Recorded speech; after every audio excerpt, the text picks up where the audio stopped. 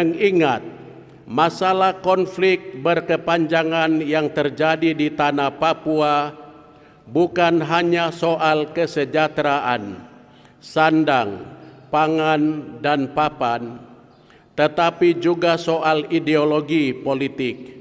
Maka kami meminta kepada para duta besar negara-negara sahabat agar mendesak semua kubu yang berperang, yakni TNI, Polri, dan TPN-OPM, agar segera mengadakan gencatan atau jeda kemanusiaan.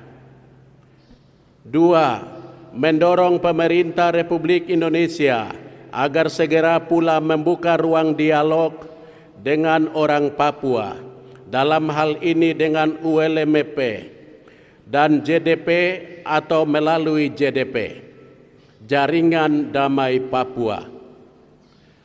3. Dengan tegas mendukung diundangnya Komisioner Tinggi PBB untuk HAM supaya dapat melihat dan mendengar sendiri bagaimana kondisi HAM yang sebenarnya di tanah Papua.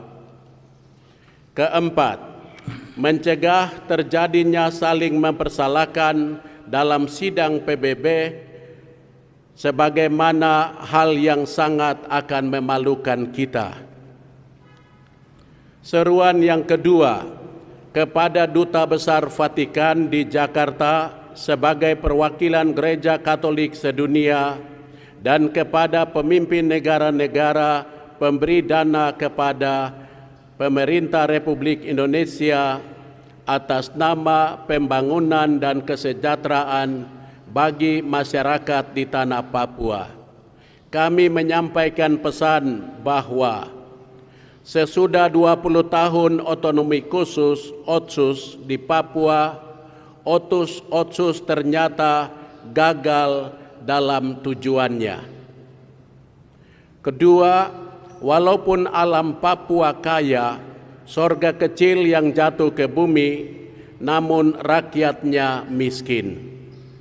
Hal ini diteguhkan dengan data dari BPS yang menyebut Provinsi Papua dan Papua Barat menepati urutan 1 dan 2 dari ke-10 provinsi termiskin di Indonesia dengan tingkat kemiskinan 28,6% dan 21,7%.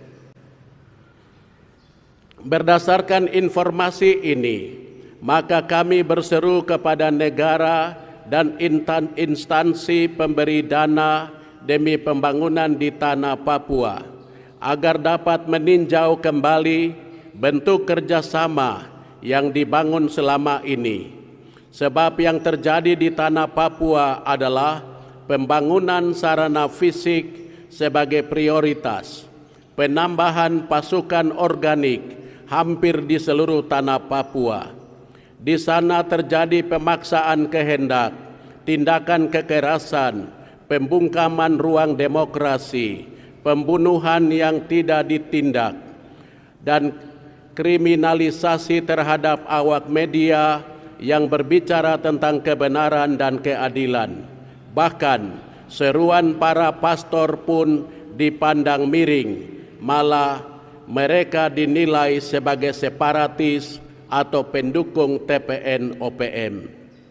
Timbul pertanyaan, apakah dana dan modal itu dipakai untuk membiayai pasukan yang beroperasi di tanah Papua? Apakah dana modal itu dipakai untuk menambah peralatan perang demi penembakan dan pembunuhan orang asli Papua? Apakah dana itu dipakai untuk upaya genosida dan ekosida secara perlahan dan berangsur-angsur? Seruan kami kepada anggota TNI, Polri, BIN, BAIS yang bertugas di seluruh tanah Papua.